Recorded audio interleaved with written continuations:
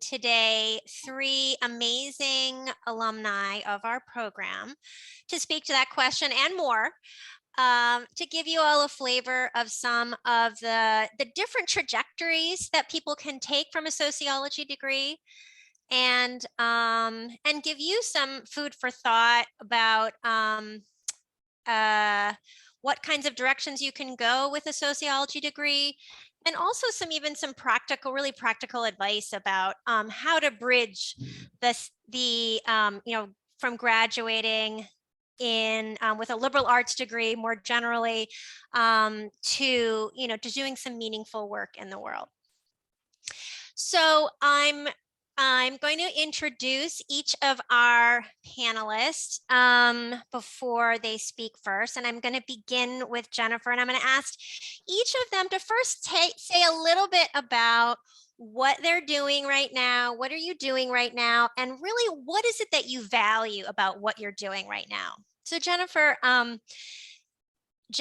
is, Etienne she got her BA in sociology in 2012 from Binghamton.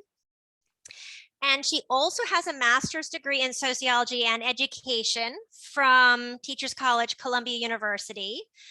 And right now she is a PhD sociology student and a Committee on Education fellow at the University of Chicago, which, for those of you who are not, who don't know this, is really the top sociology program in the country. So it's really impressive that she has landed there, and she's doing really exciting research. And my question to you, Jennifer, is what are some of those burning questions that are driving your research to give people a flavor of why you're doing sociology and what your kind of highest aspirations might be as you are on the track to becoming a sociologist? Thank you for those questions, and thank you for having me, Professor Gates. Hi, everyone. I'm so pleased to be here with you all, and Joseph and Conor and Anlly. Really excited to be talking to social major students at Bing and prospective social major students at Bing. And to answer your question, so yes, I'm a sociology PhD student at U Chicago currently, and I'm originally from the Bronx, New York. And I would say that my sociological question started there. I was growing up in the Bronx, come from 2 Haitian immigrant parents, and I was first attending schools in the Bronx, but then when it came time to go to high school, the schools that surrounded my neighborhood and the people that I lived with were not considered good schools. And the question of like what is a good school is kind of like at the basis of my sociological inquiry. How do we define what's a good school and for whom? So for me, growing up, I ended up attending private high schools in Manhattan, and I even ended up transferring to an elite boarding school in Connecticut. And these schools were just less and less like the people that I grew up with, the people that I grew up learning from. And that I couldn't name it at the time, but this was definitely educational disparity. And so when I got to college and I became a sociology major, I got further into my major, it was there that I was finally able to learn the language to name what didn't feel right. And yeah, I just learned the language, and I also learned the sociological foundations that allow for these types of disparities to just be ongoing, not just within my time, but just generations preceding me, and why these inequities just can continue to go on despite our best efforts. So all of this has formed my research questions into understanding how does racism perpetuate in integrated spaces. The schools that I attended, in these private high schools that I attended, they were considered diverse, even though there were very few students like myself coming from Black, immigrant working class backgrounds. But we were considered the diversity. What did that mean? You know, I couldn't really understand. That just seemed like something I had to unpack. And so those are kind of the questions I'm asking. So if for my dissertation, I am hoping to understand how diversity and inclusion, the different ways that people define diversity and inclusion within public middle schools. And I'm hoping that once I finish my PhD, that I could become a faculty member at a major research university so that I can continue to build out this research agenda. And I also really have aspirations to use this in different public platforms. So I also currently work as a research assistant for an artist and MacArthur Fellow. His name is Rick Lowe.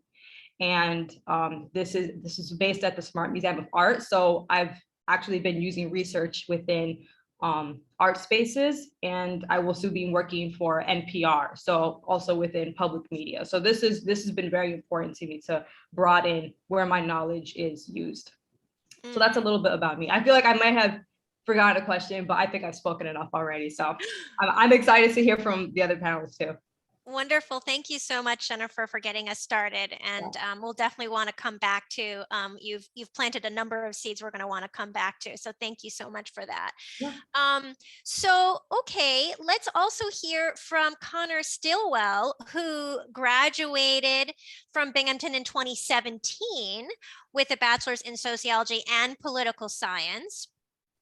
And pretty soon thereafter, correct me if I'm wrong, Conor, you started working at Journey's End Refugee Services, which is a refugee resettlement agency located in Buffalo.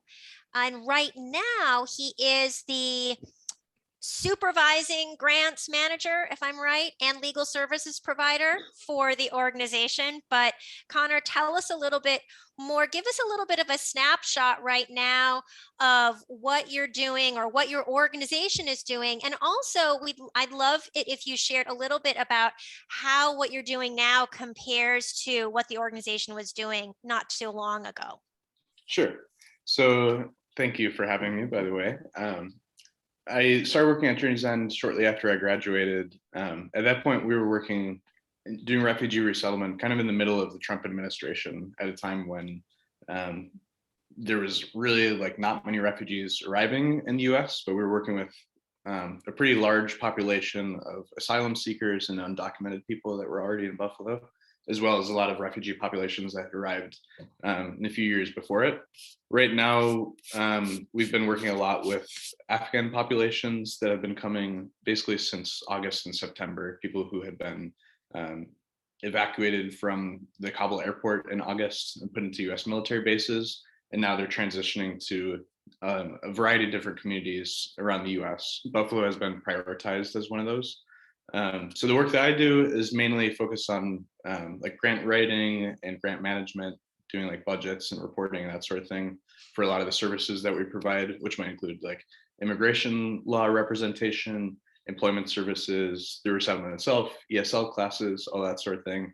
And then I also do, I've been like accredited to practice immigration law, although I'm not an attorney, so don't ask me to represent you right now. But so we basically can like do a lot of like legal service representation for low-income immigrants. So that might include people from the refugee population, it might include undocumented people who are looking to apply for asylum in the US, or just like a wide variety of like different immigration needs that people might have coming into the US.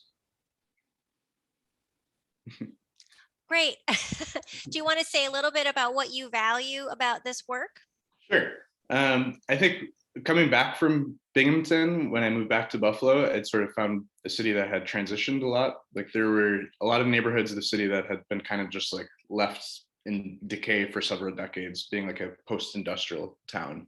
So I think like a lot of the leadership in the city had sort of focused on refugee resettlement as a way to revitalize parts of the city. So coming back now, there's like really vibrant immigrant neighborhoods around the city. But it comes with like a lot of the challenges of, you know, these populations coming without like, you know, a lot of experience in terms of like working in the US, being in like a capitalist environment, being pushed to work very quickly. We work with like a lot of populations who might not have English proficiency. So for me, it's been kind of exciting work, helping to work with marginalized groups, helping to empower different populations, overcoming challenges that they face when they come to the US. And also just like the refugee resettlement structure in itself, in a lot of ways, is deeply problematic. And I think I find it, interesting and engaging to work with the community and working with the populations and our staff to figure out kind of like new and like novel approaches to solving a lot of the issues that we find with our work here. Okay, great. Thank you so much, Conor. So let's go to Anlly Palacios-Shrestha, who she earned her bachelor's in sociology in 2016. And then she earned a master's of public administration at Cornell University in 2018. And then right upon graduating, she began working at the Port Authority of New York and New Jersey, where she started in the Leadership Fellows Program, which is a very prestigious developmental program for the future leaders of the agency. So when she concluded that program, she was promoted to her current position right when the pandemic hit in March of 2020 as the supervisor of airport transportation at John F. Kennedy International Airport in New York City. So, Anlly, can you say a little bit about what is this work that you're doing? What's the big picture of what you're doing? And what do you really value about what you can do in this position? Absolutely. So thank you for having me. First off, Professor Gates, always good to see you. And good morning to everyone out there, all the students and fellow panelists. So what do I do? And I ask myself this every day because it's a crazy job that I like to think I have. So half of what I do is strategic planning for the airport. So if anyone's not familiar, JFK is one of the bigger airports in New York City, one of the 3 major airports in this region, including LaGuardia and Newark. So we move a lot of people.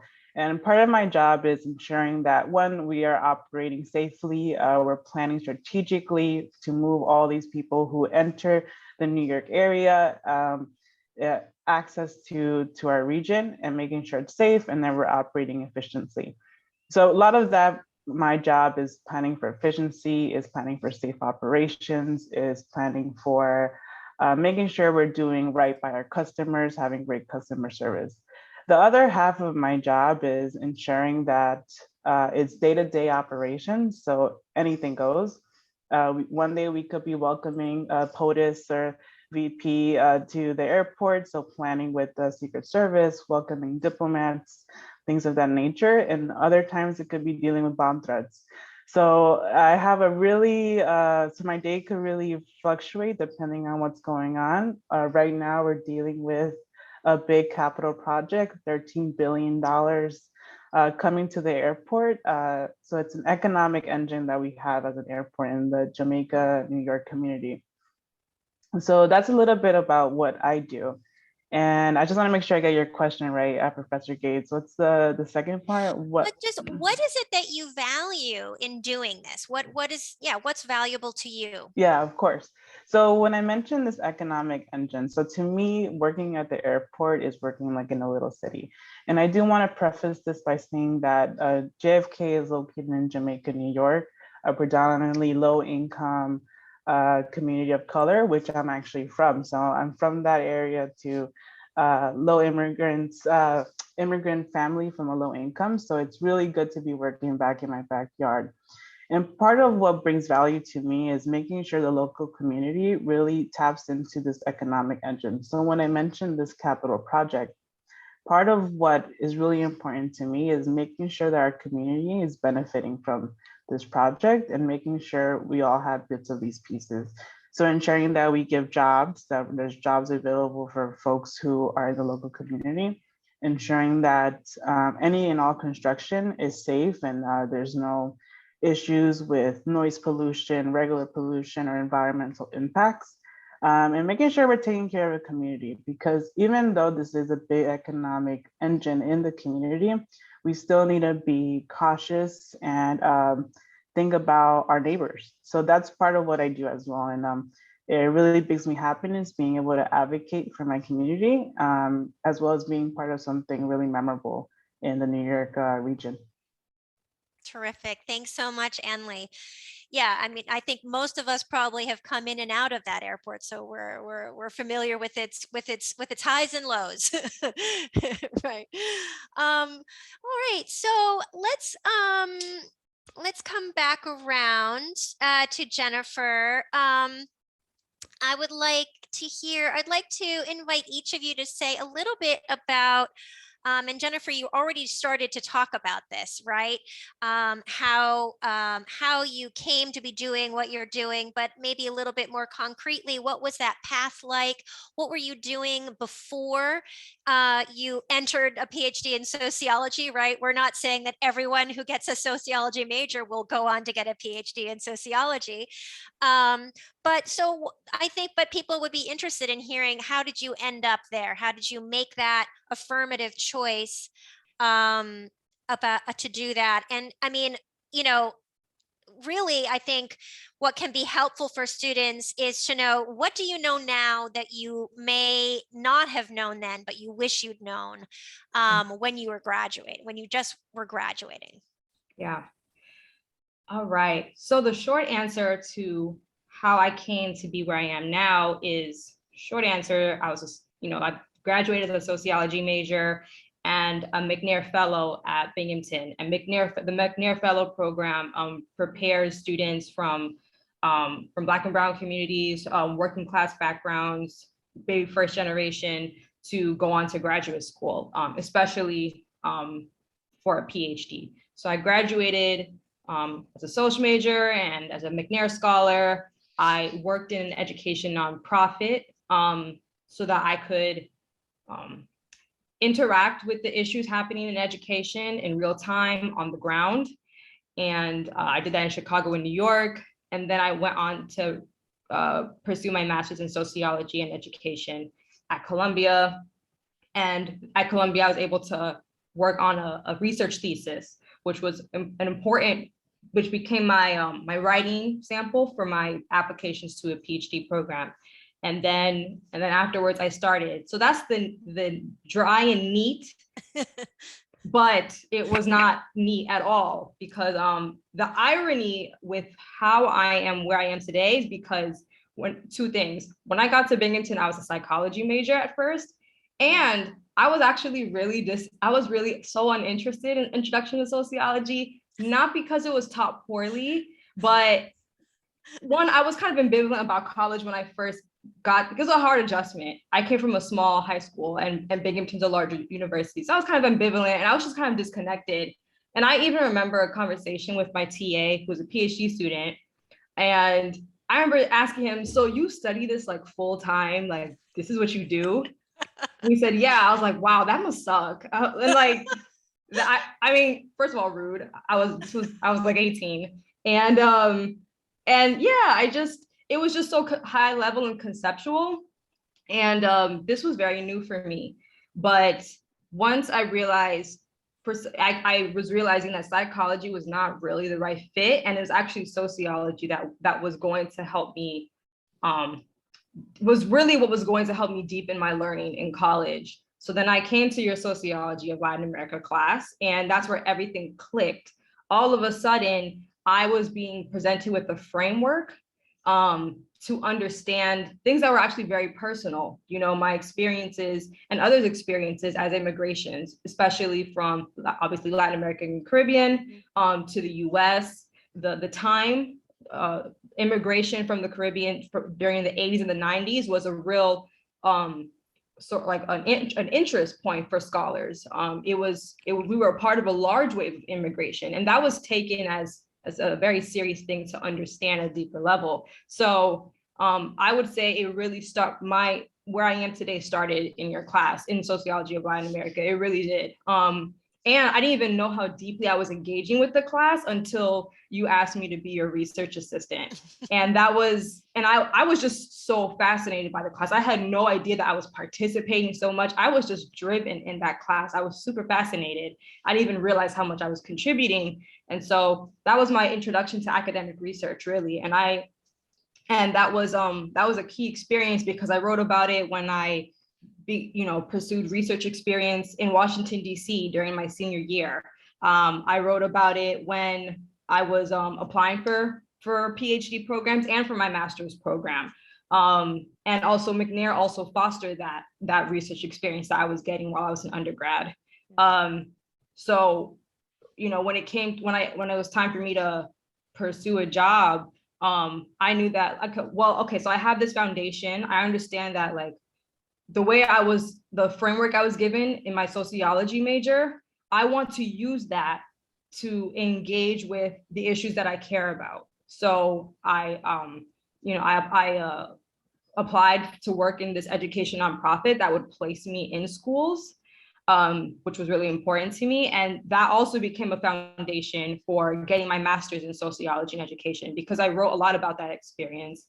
I was in Chicago in 2012, 2013, when the mayor closed down like 30 schools in Black and brown neighborhoods. And I was seeing the impact of that. I was seeing the reaction of that. And my training as a sociology student helped me to really question, why did they think this was the right decision? Why is it not obvious to them that this is a racialized policy making here? How is it not obvious to them? It's so obvious to us. How is it and they're telling me that this is the way, this is education reform.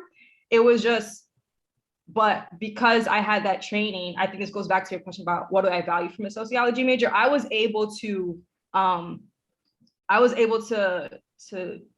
of like be a rock in a storm almost, all these leaders are saying that this is the right way to do it. And I could be able to distill that this was clearly racialized. This is what's going to happen 5 years from now because of these decisions. And what is the framework that we need to be approaching these problems? So I was really paying attention during those years to then form my questions when I was applying for grad school. When you apply for social sciences graduate programs, like sociology and education or economics and education, whatever, like if it's a social science degree, they want to know that you have a research question, a major research question that is meaningful and can be answered with research. Like you have to be able to look at a very broad problem. And then in grad school, you learn the skills, is the best way to answer these questions with a survey? Is it through interviewing? I'm a qualitative researcher, I use interviews. So yeah, just like that's where you get the skills to answer these questions, but you have to come with the questions. And I got that starting at Binghamton and as a McNair scholar.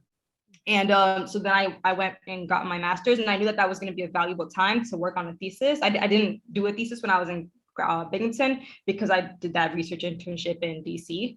But yeah, I was able to do it through my master's. And that, like I said, was a key component of my applications to my PhD programs. When I was graduating, what I wish I knew was that applying to being rejected from PhD programs is a very common experience, and a lot of people don't get in the first time. I have peers who are either in PhD programs or have graduated, all coming from some of the top-ranked institutions, top-ranked universities, and they didn't get in the first time. And I know because we commiserated together. So I was there when they got their rejections, and I'm looking at them now like amazed, graduating from UCLA and Princeton and everywhere. So that's a really common experience. And I think I wish I knew that, because it's hard to not internalize rejection. It's just something that comes with academia. And maybe I would have thought about what are some jobs that I could also apply to. I would have maybe applied for more jobs. I could have been a little bit more thoughtful with that job search. And yeah, when I was graduating, I was also still waiting to hear if I got that job. I was still hanging in the balance. You know, I did well academically, but I was still hanging in the balance a little bit professionally. So I think I would have been a little bit more thoughtful about my next steps after college if I don't get into a PhD program right away. And that's an important lesson for life. Just like rejections will come, but it doesn't mean that what's your calling is not for you. Yeah, I mean, that persistence to keep on trying, and it's hard to not internalize the rejection, but that is so important. You got to keep giving them an opportunity to see, you know, all of what you have to bring. Absolutely. Yeah. Let me just say, Jennifer, also that I'm just now getting ready to send off the book manuscript to the press that you helped contribute to. So I know it's been a long time, but your work was really foundational in that. So that's awesome. so thank you for that. Right? Yeah, that's great. It's full circle. Yes. Okay, Conor, can you jump in here and say a little bit about your path to Journey's End, or you know, what you know now that you wish you had known right when you graduated, or what do you think students who are about to graduate would really be valuable for them to know? Sure. So I guess I kind of slipped into the work without really planning particularly far ahead. I think I knew when I graduated that I kind of wanted to be in some kind of like public service sector work, somewhere that I felt like I was putting my values into practice. And I felt like being in the sociology department at Binghamton too, like kind of gave you this very like critical lens through which you're approaching the work that we do. So I feel like that was kind of like foundational in the way that like I've approached my work at Journey's End. I mean, the way that I got into it was basically I was looking for next steps when I graduated. Something I was interested was like possibly doing law school, maybe to do like criminal defense work or immigration law. So I found out about Journey's End through a friend that was working there, and started doing an internship with the immigration law department there. And he ended up leaving the job a few months after that. So I ended up just applying for his, and it like worked out really well. And I think that there was like a lot of transferable skills too from the sociology department, like especially doing grant writing. A lot of the kind of like research and writing focused work that we do in the sociology department transferred really well to that. And I also think like going back to that sort of like critical lens component too, that's been like really informative to the way that I approach the work too. Is like, I think a lot of the work that we do, people just kind of like take for granted as like, you get a contract from the government and it's supposed to be done a certain way, but we don't necessarily think about the impacts that might have on the community that serves. We don't necessarily think about like the needs that the community might have, or ways to get their voices into the work that we're doing to like inform our work and to have our work actually rooted in the community. So I think that those were all things that I like sort of took from the sociology department at Binghamton, like made its way into my work, whether I like really realized it or not. I think it kind of took some time for me, like down the line, figuring it out. So I do still think like I'm still at the point where I'm thinking about what I want to be doing next, I guess. But like all those things, what I learned at Binghamton, what I've like learned in the job here, are things that kind of like inform for me, knowing that I need to have my work be rooted in something where I feel like I'm doing work like for my values, I guess. You know, that's like the most important, like fundamental thing for me and how I'm approaching it. Great. Okay. Yeah. Yeah. Okay, great. Thank you so much, Conor. Yeah. Anlly, what would you say are some of the things that you know now that you wish you knew when you graduated? And also, you know, tell us a little bit about how you ended up at the Port Authority. I mean, was this sort of you know, something that you had thought about earlier, or you know, how did that come to be? For sure. So I do want to just kind of give a little bit of background how I ended up in sociology. So Yeah. I'm not sure if anyone else relates, but I was a pre-med major when I came in to Binghamton. Wow. Did not work out, obviously. Mm-hmm. I was like, what's next? I had taken an introduction to sociology class to fulfill, I think, a general requirement. And I just loved it because I think, as Jennifer mentioned, it gave me a framework to really provide an analytical perspective to what my experiences have been when I was growing up in a low income area, first gen, woman of color, et cetera, et cetera. So I was just so intrigued by the whole concept of sociology and, you know, what I could do with this degree. And so I pursued my major in sociology. And when I came out of that, when I graduated, it was like, damn, there's a lot of problems in the world. Like, there's so many issues. Like, where do we even start? Like, hey guys, do we not know there's so much things that's wrong with the world? And that's what led me to pursue my public administration degree, right? So knowing that there's so many problems in the world, how are we going to fix it? And I pursued public service because for me, my heart's always been in public service. I always wanted to be in the government sphere, even in politics, something I was really intrigued with.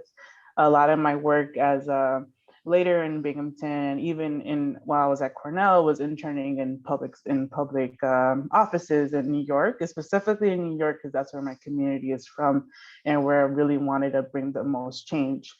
So I always knew that was going to be where I landed, but not so much where or how, right? So I didn't know where to take it from there, or where to go from there, just because government's so big, public sector so big, there's so many impacts to be made, but I didn't know where. So, you know, I was like, I looked into transportation, because for me, transportation is equity, right? It's we need transportation to access jobs, to access health, to access schools.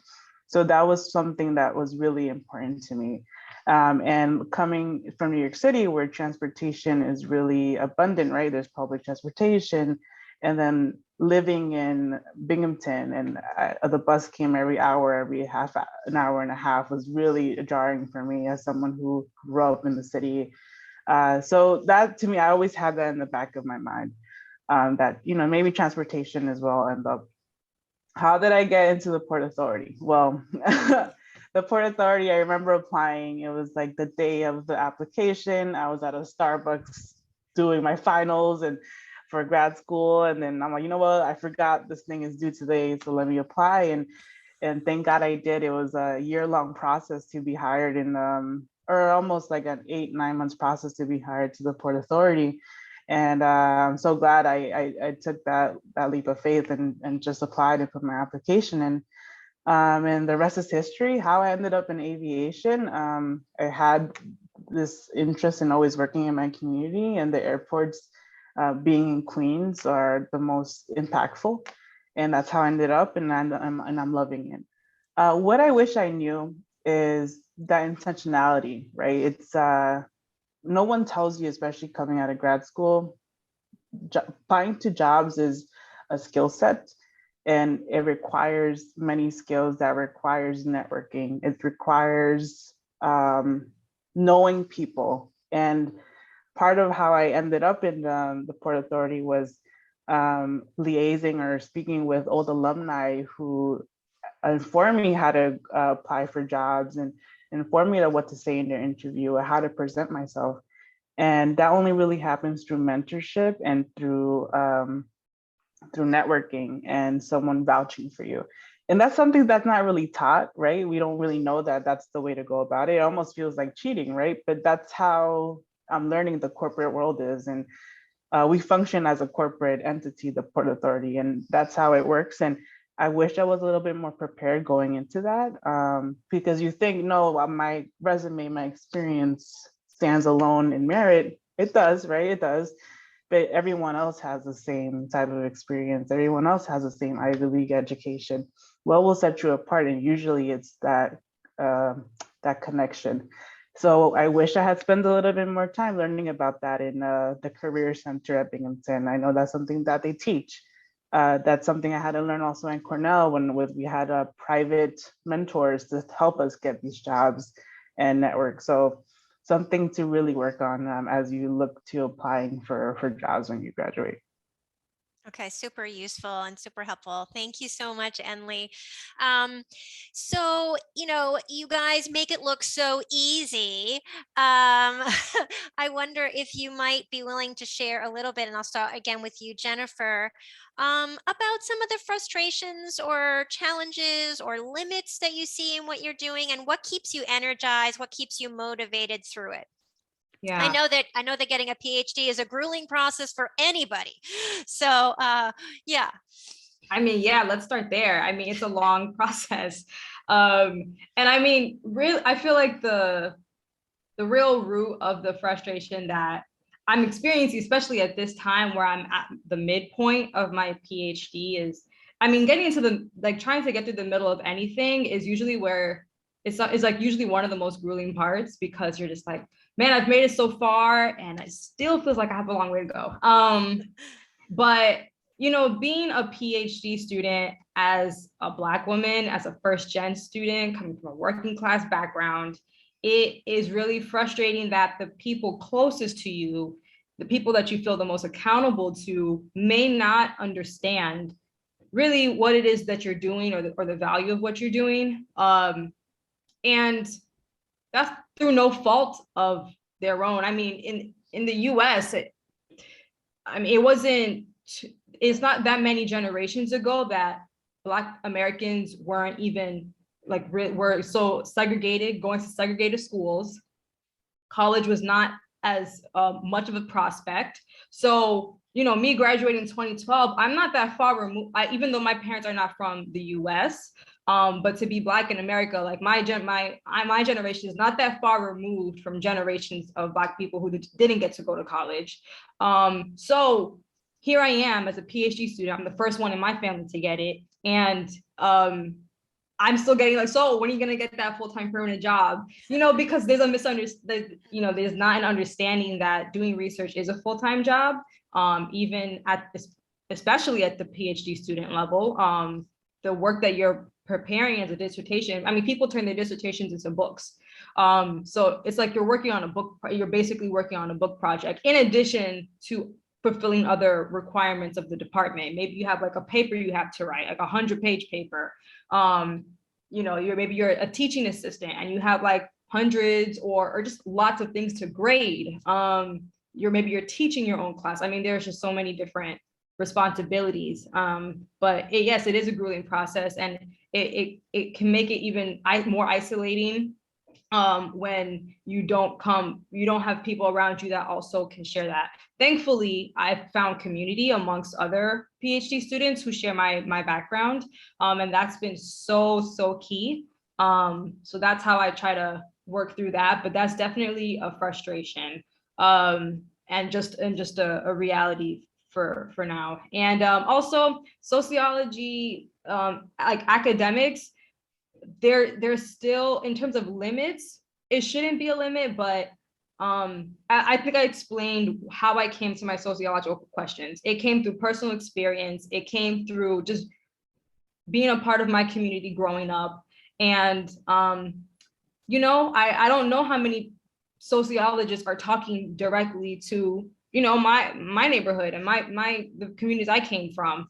And I think it's a real lost opportunity, because what I'm learning, as I've explained throughout this whole panel, is it's directly responding to my experiences. And it feels, you know, and now that I'm further into academia, and I'm now edging, I'm like more on this other side that I wasn't when I was an undergrad. I'm seeing why there's a disconnect between sociologists and just like the public. You know, it's just like sharing public knowledge. Oftentimes when some big report comes out in the New York Times, whatever, about like only this percent of college students are Black, you know, and everybody's like, oh my God, really? There's still racial segregation in schools? Like, I had no idea. Sometimes they'll go to an economist, I'm sorry, to try to understand this. And really, a sociologist is someone who can really explain how we got here.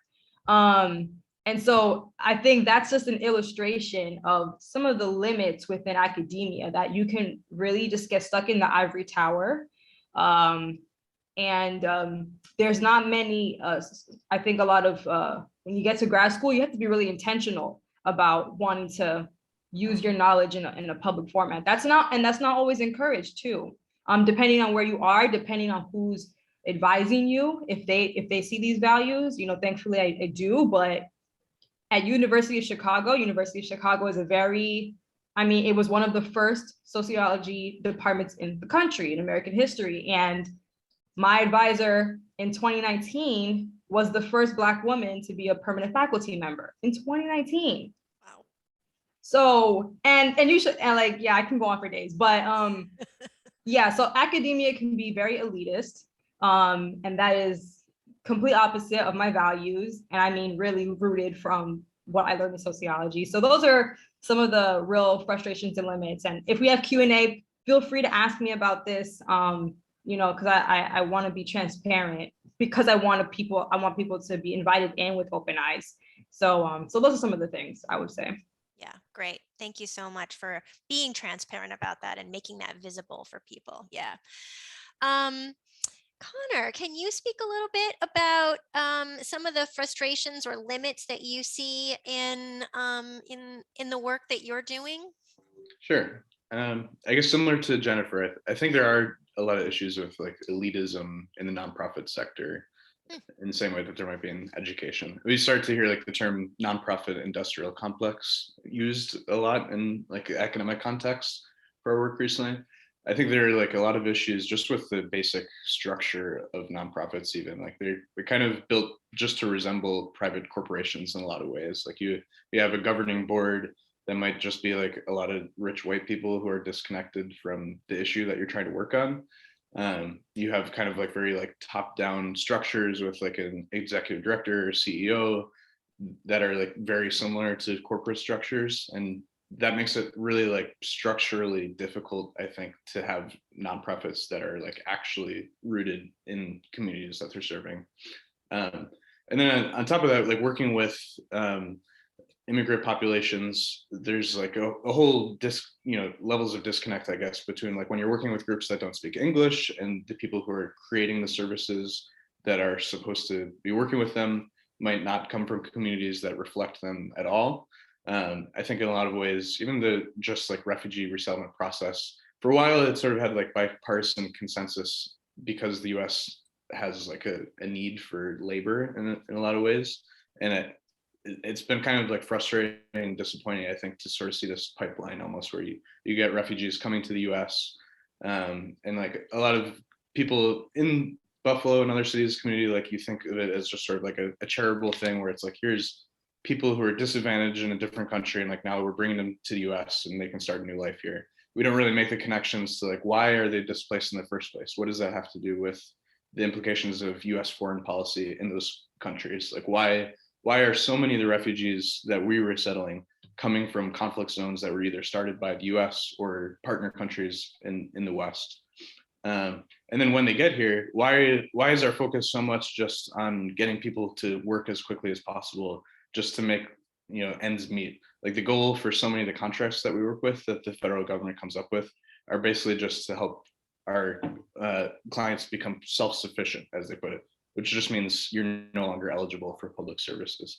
So it's like if the goal is just to make enough money that you don't qualify for public benefits, like what really is the purpose to that there? So I think there are a lot of ways, like going forward in my work, I would like to be thinking of like different ways to structure nonprofits to meet those needs, and also just to figure out like how do we get community input in that decision making process too. Yeah, great. Thank you so much, Conor. Yeah. Tough questions, right? Anlly, what could you speak a little bit about some of your frustrations and challenges or the limits that you see in what you're doing right now and kind of how you navigate those? For sure. So two things I think really that's come up in my career, and the first one being the bureaucracy, right, of it all. So, which is a double-edged sword, right? So working in the public sector, there should be checks and balances. There should be a bureaucratic system. There should be a level of elevating things and having certain approvals. But the process, and anyone can really imagine, it's like a DMV on steroids. It's to do anything remotely significant could take months and months and even years. And it's unsettling, it's sad, right? Because I feel like myself and a lot of colleagues, we come into the agency with bright ideas, wanting to do things fast, and there's a need for them, right? But due to the amount of money that needs to be allocated to certain projects and these bureaucratic approvals, I could probably spend 2-3 years in my role and nothing could come of it, and someone will probably have to take the baton and lead it, and something could really only wrap up in 5 years.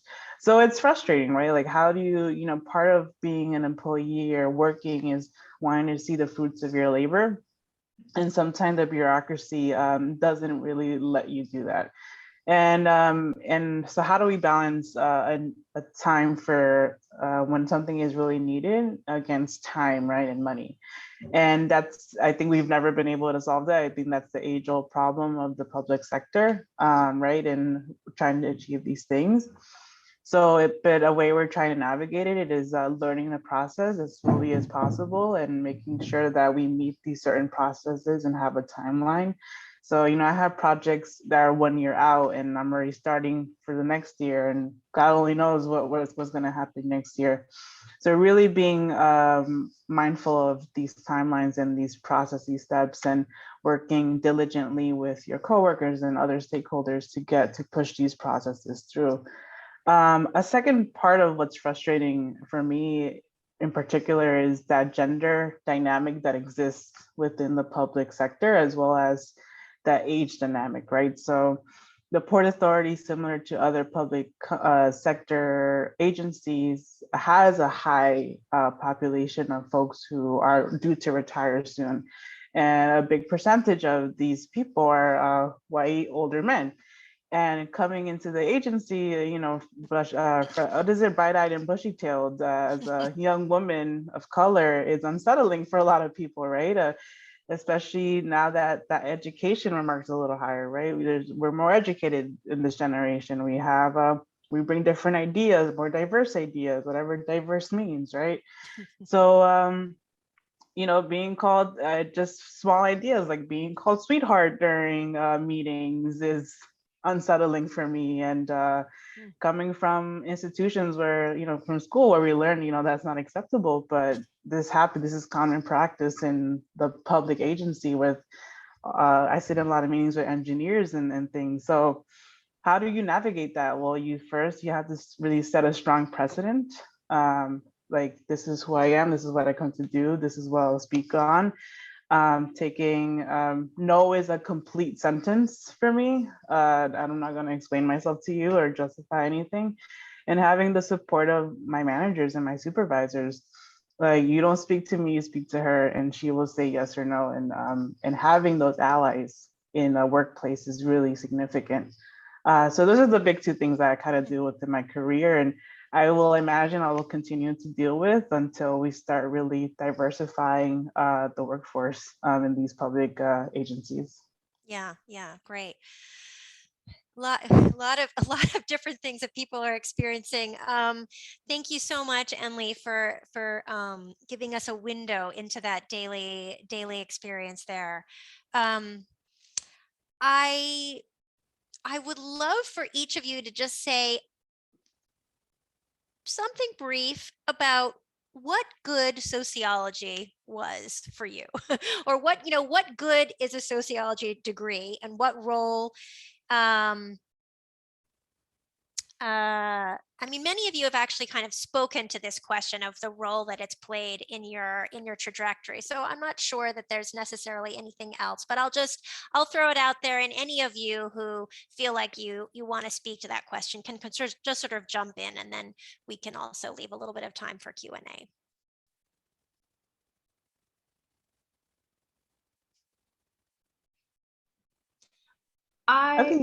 You go ahead. No, please go ahead. I will just, I think I'm just listening to my panelists, my co-panelists here. I'm noticing that we're all, it's so exciting to see how we're all addressing these big problems, and really have the tools to do so, but not only on a day-to-day basis, but to even, just have like an overarching view, because that means that we can change the trajectories of our industries. We can change the cultures of where we work. Can't be done with just one person, but the point I'm making is that we have the insight to do so. And I see that it seems like it's something that comes from, you know, learning that when you're a sociology major, you're given the tools to think critically. The one other thing I'll offer briefly is that in the social sciences, you learn how to write. I'm realizing that that's not a skill that's cultivated in other fields. And I like knowing how to communicate either through writing or just communicating just like, or like how we are today, is so important across any industry. I feel confident enough to talk with anybody, you know, who they could be in the medical field, in the health professions, they could be in tech, and I know how to ask good questions, you know, that people may not have thought of. So I feel like those are some of the things. Yeah. Yeah. And that makes me